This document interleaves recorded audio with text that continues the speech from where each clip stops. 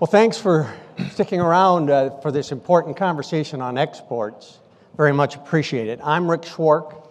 I'm President and CEO of Absolute Energy, an ethanol plant on the Iowa-Minnesota border.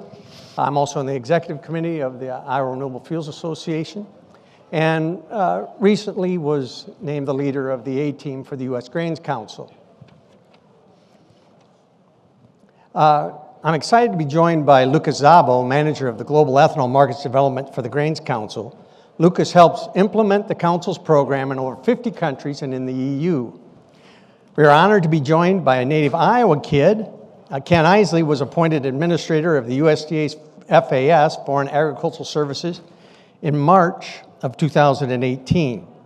He leads the agency staff in DC and 93 offices around the world.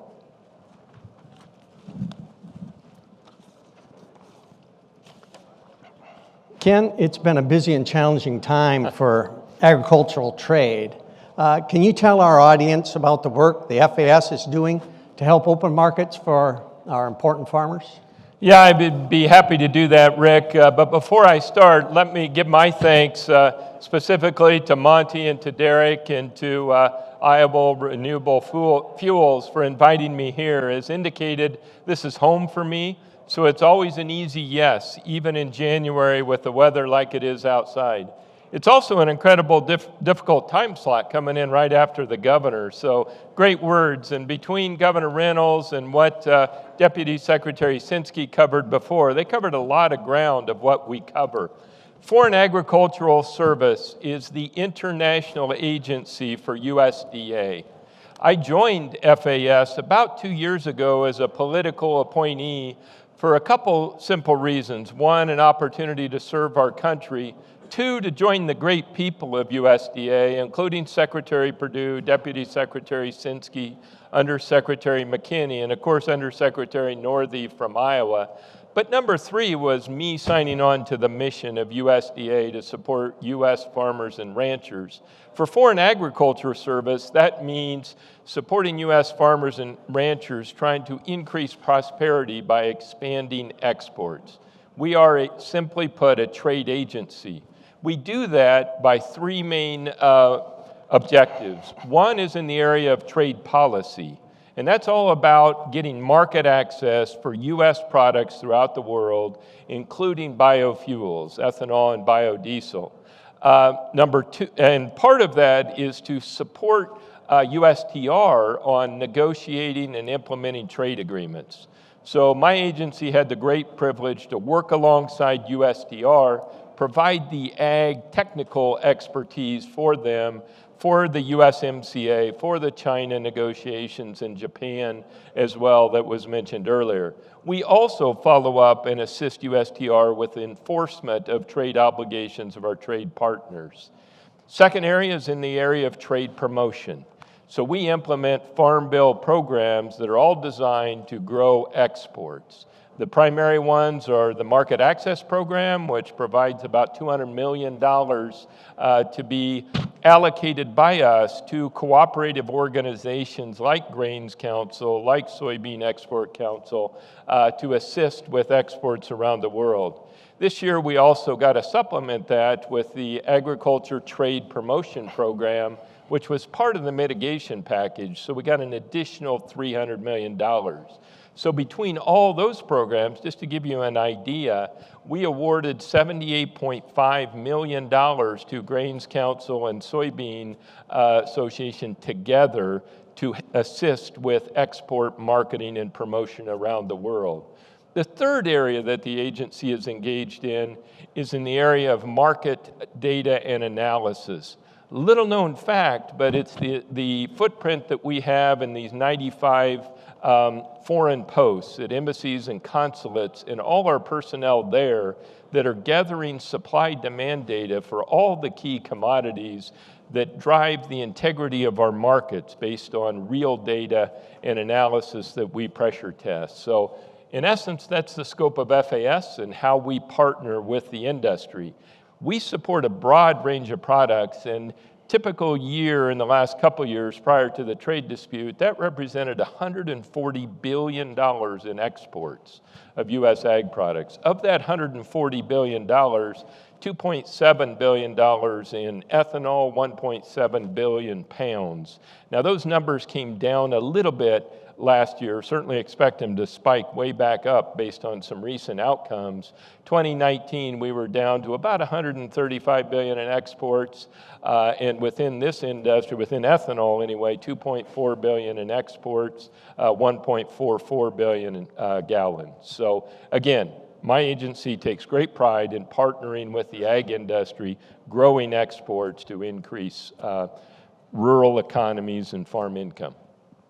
Thanks for that important work. Lucas, the U.S. Grains Council has ramped up its activities very highly here the last few years with a goal of 4 billion gallons of exports of ethanol.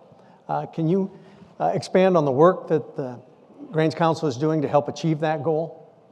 Sure, absolutely. And just before I dive into that, a couple of thank yous. Rick, for his service as the lead of our advisory team, certainly provided a lot of guidance as we expand on our ethanol export market development program.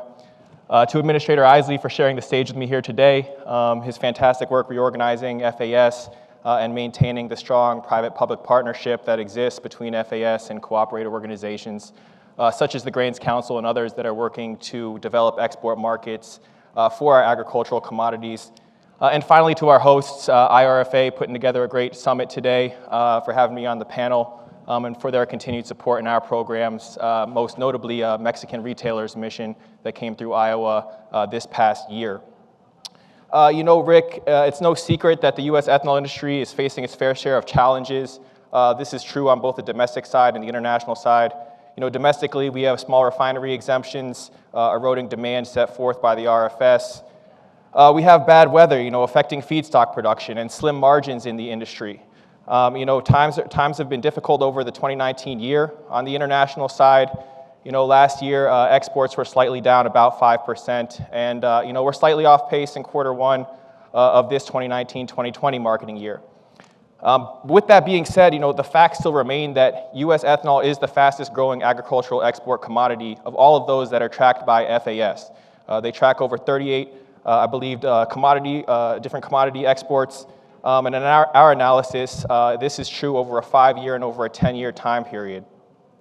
Prior to 2019, we had experienced 4 years of solid export growth, about 20% growth year over year. And we heard from Jeff, you know, in the course of a decade, we've expanded from a net importer of ethanol to a net exporter. Our share of the global trade has changed from 10% 10 years ago to over 60% today. So we've really emerged in a short time as the low-cost and most reliable supplier of ethanol to the international market. I think it's clear, you know, there's no faster or more reliable way to grow U.S. ag exports than through ethanol export market development. And I'll add exportable corn grind into that. You know, our effort's going to have a tremendous impact on increasing corn grind in all forms. In terms of our strategy, this is a policy development. You know, we've seen the positive impacts that the RFS has had in this country in setting forth demand for our product. We're working with other countries around the world to institute similar types of policies. You know, as more countries adopt these policies, we feel that our industry is in a prime position to increase export volume and continue to gain market share. We had one of our flagship programs this past year, the Global Ethanol Summit in Washington, D.C. in October. This brought together 400 participants, high-level ministry officials and industry leaders from over 60 countries around the world to hear a unified message about the benefits of blending ethanol and reasons why they should be adopting ethanol policies. So this is a large-scale global engagement that we are working on. We've identified 7 top priority markets. They include Brazil and Canada as 2 of our largest and most reliable purchasers of our product. It includes China, the second largest gasoline-consuming nation on Earth, only second to the United States. Other significant gasoline-consuming nations in Mexico, India, and Indonesia. And I'll add Japan to that list. You know, Japan's been a focus area of ours since the inception of this program 6 or 7 years ago. We're having tremendous success in Japan. We've secured an additional 100 million gallons of export market share to that country. And so we're excited about those opportunities. You know, like in the cases of Japan, success is not going to be achievable without a strong commitment That's a strong commitment from us at the Grains Council, from our colleagues and friends at FAS, our member associations, our industry associations, and pretty much everyone in this room. I mean, we have an opportunity to solidify ethanol as the oxygenate of choice and to ensure that it is used at a 10% level in every gallon of gasoline that's consumed globally. So we're out there trying to make that a reality for you all. Thanks, Lucas. Ken, the USMCA deal was just ratified today. Yes. Woohoo! Woohoo. Between the United States and Mexico and Canada. What can we expect next, and what does this mean for U.S. farmers and biofuels producers? Okay, well, our Monty in the previous panel was always wanting to know probabilities. So, of course, with any legislation, this passed through the House, it's now passed through the Senate. So what do you think the probability is the president will sign it into law? I think there's a pretty high probability. So that'll get done. The next step, of course, is Canada, and we would expect Canada to move very quickly as well. They're back in session up there, I think the 27th of January, just to give a little flavor on timing. So hopefully that'll move quickly. Well, when we look at our trading partners under USMCA, what a great neighborhood we have. As Deputy Secretary Sinsky said, that's usually our number 2 and number 3 trading partner in the world. Under USMCA, $80 billion of agriculture moves between the 3 countries.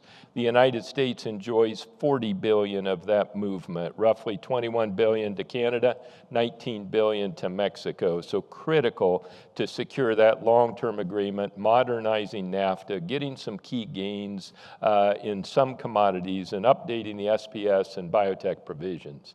Now, if we look specifically to biofuels, and I'll focus on ethanol in this context, Mexico represents a great opportunity. Now, there were $44 million worth of sales in, I believe, that first 10, 11 months in 2019, so not a lot.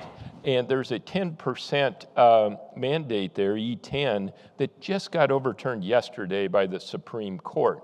But what the Supreme Court of Mexico did is very important. They allowed 6 months for CRE down in the Mexican government to redo that. And when they redo it, we want to expand that to include the 3 largest cities in Mexico, which were previously excluded. So we think there's $1 billion to $2 billion opportunity with ethanol sales down to Mexico, going in under the new USMCA structure, similar to NAFTA, at 0 tariffs. So great opportunity with our trading partners. Of course, Canada is the lead biodiesel purchaser with extraordinarily high growth rate in terms of exports into Canada. So that's another opportunity for us on the biodiesel side as well.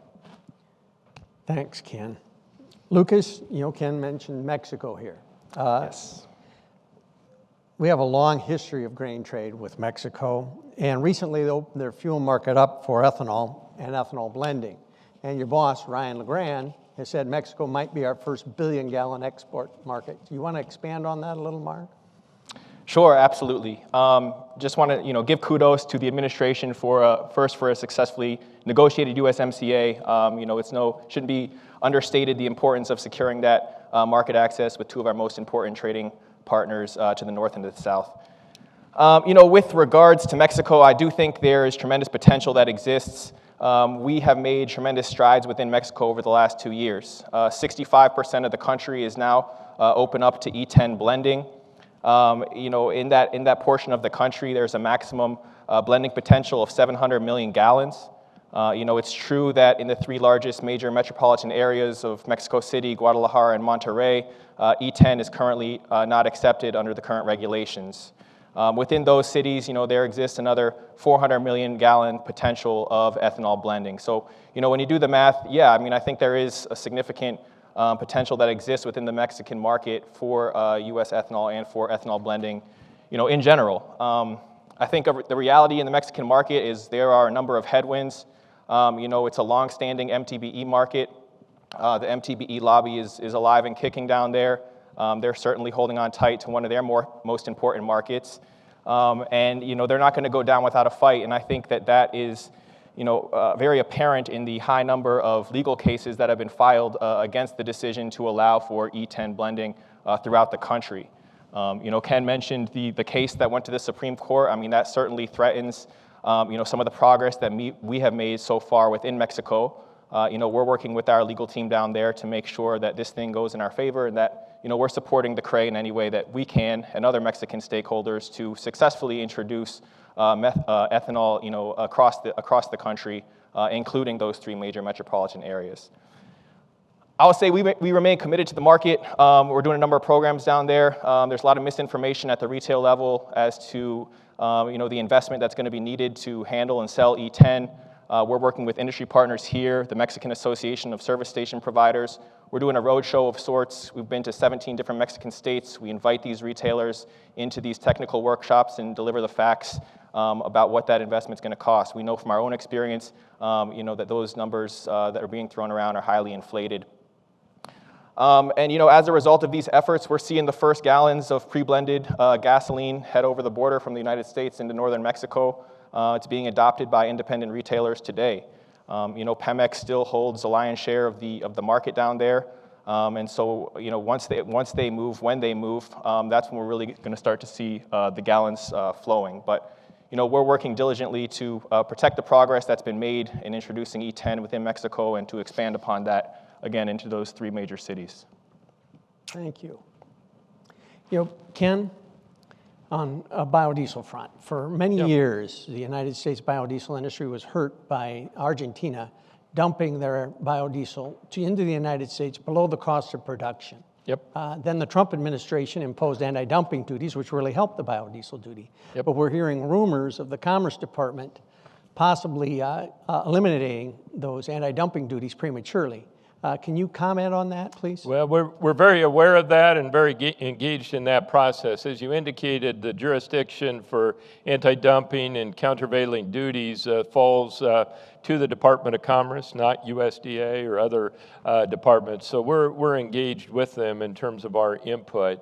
But it'll ultimately be up to them. Now, I will say they do run a very transparent process, so we will see how that evolves. But overall, I'm very encouraged about opportunities for biodiesel generally.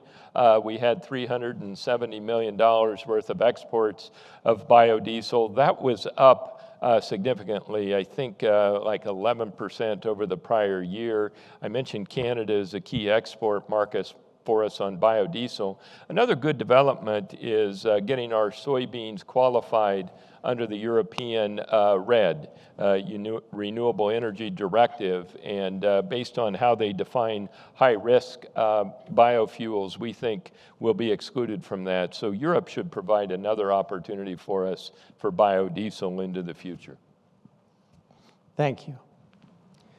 Lucas, many of us within the ethanol world were excited about the signing of the China Phase 1 agreement, but last week they announced a delay of their E10 rollout. What do you see taking place in China in 2020 and perhaps the next 4 or 5 years? Sure, yeah. Mentioned the size of the Chinese market, the importance of it to our membership, to our industry. Any policy change really has the potential to move the needle in terms of trade and in terms of market reactions.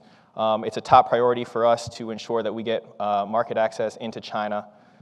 It should come to no surprise to anyone in this room that China has a serious air quality issue.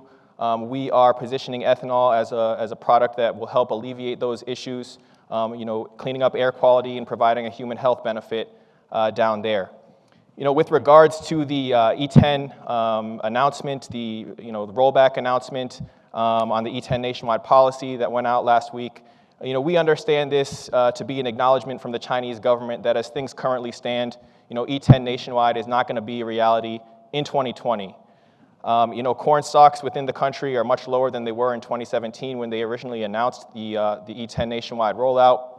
At the same time, the construction of new ethanol production facilities has not kept pace, and perhaps more importantly is that they don't have access to U.S. ethanol and to the full spectrum of the international marketplace, and so they're not producing enough domestically to reach E10, and I think that this is, to some degree, maybe a bit of face saving, but an acknowledgement that it's not going to happen in 2020. We don't feel that this is killing the potential for E10 nationwide down the road, but perhaps we'll see a reevaluation of that policy, especially if trade opens up as we are hoping and expecting it to. Very quickly with regard to the trade deal, as things stood, our industry had no access into China with 70% tariffs in place. Ethanol is being included or talked about as part of this trade deal. We don't know exactly what the purchasing commitments are going to be for ethanol specifically. It doesn't necessarily, it's implied that the tariffs are going to be reduced as a result of this trade deal. We understand that ethanol is going to be an important component of this and a pathway for China to reach their $40 billion purchasing commitment. Ethanol has a potential to be a large contributor to that purchasing commitment that China's made. And so, we're excited to see what's going to happen down the road. Certainly think there's some potential. At the provincial level, policies are still going forward. There's 3 provinces in the north that are committed to E10. There's 480 million gallons potentially up there. In southern China, you have provincial level policies as well moving forward. So just to reel that back into the E10 nationwide announcement, I still think that there's potential for ethanol blending regardless of that announcement. And we were shipping a fair amount of ethanol to China before there was any sort of announcement of an E10 blending policy. And so excited to see where this takes us. If tariffs get reduced below the current MFN rate of 30%, I think we could really see that market open up. Thanks, Lucas. Thanks. Continuing on the China front, a lot of the ethanol industry and farmers in this room have been hurt financially over these trade war. Yet most have stood by him, the president, as we work on industrial norms and fair trade policies going forward. Where does the FAS see trade taking place in China and opportunities going forward? Yeah, well, and we very much appreciate the industry, and as Deputy Secretary said, we understand the pain in rural America, in the farm community, related to some of the trade issues, related to some other supply-demand balance issues, including weather and other things. One thing, and Governor Reynolds highlighted it immediately, the administration came in and set upon a policy of trade that sought trade relationships for the United States that were free, fair, and reciprocal. And as we looked at China, the 2017 exports from the U.S. to China were 120 billion. Of that, roughly 24 billion from agriculture. Our imports were 510 billion. So we had a $390 billion trade deficit, and a lot of that was driven by the fact that we were blocked out of markets based on market access issues. So we see this deal as a huge win, not just for the purchase commitments, but the long-term benefit of taking down some of those market access barriers that have been prohibitive for so long. As was indicated, they're not going to be able to meet these commitments without doing it across a broad range of agricultural products, and we have a very diverse set of products that we export. We see great opportunities for ethanol in this deal. Ethanol falls into that other products category on the annex, and all this has been published, so it's available to the public to look at in terms of those provisions. Also, DDGs are specifically called out in terms of some market access issues and how those will get resolved going forward. So, we're confident in the capacity of China to purchase this amount of products. There's often a lot of discussion, or I see out in the media, can China actually purchase? Their imports are roughly over $130 billion a year, so meeting a commitment of $40 billion for U.S. agriculture should be very attainable. Thank you. Well, this question is for both of you. Brazil has recently come out with a new and renewable energy program called RenovaBio. Yep. Okay, but contained within that are some protectionist provisions. So how do you see the opportunities and how do we respond to those protectionist provisions contained within that? Well, and when we look back at 2019, I mentioned a small decline. Part of that was a result of reduction in purchases from Brazil based on demand. we were working very closely with Brazil as their TRQ came to expiration this fall. Although the TRQ was preserved from a volume standpoint, they adjusted the timing a little bit, and we were frankly disappointed in that outcome. We're continuing to work very closely with Brazil on the renewable bio program, having a lot of input to ensure that U.S. ethanol isn't disadvantaged in their basing decisions and the regulations based on facts and data with respect to our ethanol production. So we're very engaged in it. We're optimistic. You see a lot of engagement between the president and his counterpart there on overall trade issues between Brazil and the U.S. Lucas, thoughts on Brazil? Yeah, just a couple added thoughts. Our position on the TRQ is that, it never should have gone into effect, 2 years ago. It wasn't in the spirit of free trade, which our two industries had experienced for years prior, and certainly not in the spirit of reciprocal trade. While, Brazil enjoys access into the California market under the LCFS with very low, almost minimal taxation rates, while we have a market carved out in the northeast region of Brazil, we're being hit with 20% tariffs over, a small quantity of ethanol exports each quarter. And, while there was a slight increase in that number after the 2 years came up for review in August of 2019, it's still largely, out there stymieing trade. And so we're doing everything that we can, working with the administration, working closely with our contacts and those folks down in Brazil to make sure that when this thing is up for review again in August of 2020, that it's, the last that we hear of it and that we can resume free trade, because that's something that our industries, again, have enjoyed for quite some time now. On the RenovaBio program, Brazil's been our largest purchaser over the past 2 years of ethanol. RenovaBio is going to be a carbon scoring system, sort of similar to what is laid out in California. It's going to greatly incentivize the use of ethanol within the country. It's going to it took effect at the beginning of 2020. It's going to run through 2030 and could add some estimates of 3.7 billion gallons of new demand in that market. And so, as we are, currently supplying product to Brazil, we're hopeful that we continue to do so as this demand growth takes place and that we can increase our exportable volume to the country. Again, you mentioned the carbon scoring aspect of this. There are, some aspects of the program that, we're working with the Brazilians on getting tweaked. One of them being the default values that are laid out for corn ethanol.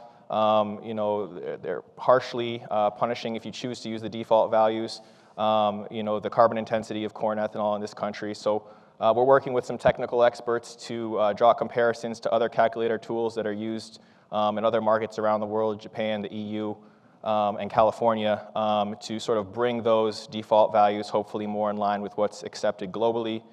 We're in direct contact with, through FAS as well, with the Ministry of Mines and Energy and the ANP, two Brazilian organizations or ministries that are heading up this RenovaBio program. They have shown a willingness to work with us and to make adjustments, and so we will continue to do so. It's important that we get this thing right. RenovaBio is going to be looked to by a lot of other countries that are instituting their own policies and want to make sure that U.S. corn ethanol gets a fair score. So when that gets replicated potentially around the world, we continue to have a fair score and market access around the world. Thank you. Again, for both of you, we've touched on some of the key export markets, but there's ongoing work to expand the use of clean, low-carbon biofuels across the globe. Is there another market or two you'd like to discuss today? Well, Japan was mentioned before with the U.S.-Japan agreement that went into effect 1/1/20, so just recently. That provides good opportunities for us. Take the tariffs down. We're working with them from a scientific basis in terms of evaluating the impact of the petroleum-based fuels they're currently using. See some opportunities, particular in Japan.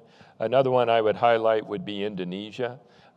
Growing market, growing economy with a big population, and again, trying to break down some market access barriers and demonstrate the benefits of ethanol and use into that marketplace is a key priority for us. I'd also throw out Australia.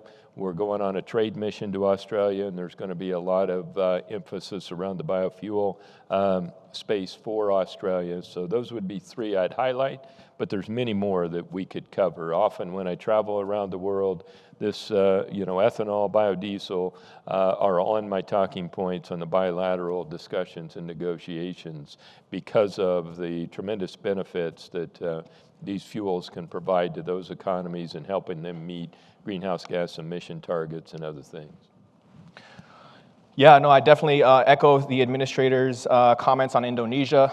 It's been elevated to a top priority market for our organization, potentially, it kind of is the last billion-gallon market if you look at 10% blending nationwide. It's a country that we've been working to make inroads with, particularly their state-run oil company, Pertamina, over this past year. We're actually holding this week our first technical workshop with the higher-ups within that company. So excited about what the prospects have to bring there. I would also highlight, the UK as a country that we're monitoring, and we're monitoring their, Brexit as well. The UK has announced an intent to move to E10 blending. They're currently in E5 market, so a potential doubling of their mandate. As they are negotiating their potential exit from the EU, they're also going to be negotiating tax structures. And so while we currently, face high taxes into the UK as part of the EU, there's, if those taxes were to change, if those tax structures were to change, I think there's a very good chance that the US would emerge as a dominant supplier of ethanol to the UK market. And so it's a market that we continue to monitor as well, and think that there's tremendous opportunity and potential in that market as well. Thanks. I might tag on to that just briefly on the UK. I mean, just so everyone's clear, under the new exit agreement from the EU that should go into effect the end of this month, that was just recently passed out of the UK Parliament as well, but there's a one-year transition period set. We can negotiate an agreement with the UK during that time period, but it won't be able to come into effect until early 2021 at the soonest. So key priority for us, not just in the biofuel space, but across agriculture generally and across the U.S. economy generally in terms of trade. So we're very optimistic on the UK. It's going to be a very strong trading partner going forward. We've got just a couple minutes left, running out of time, but does anyone in the audience have a question? We could take one.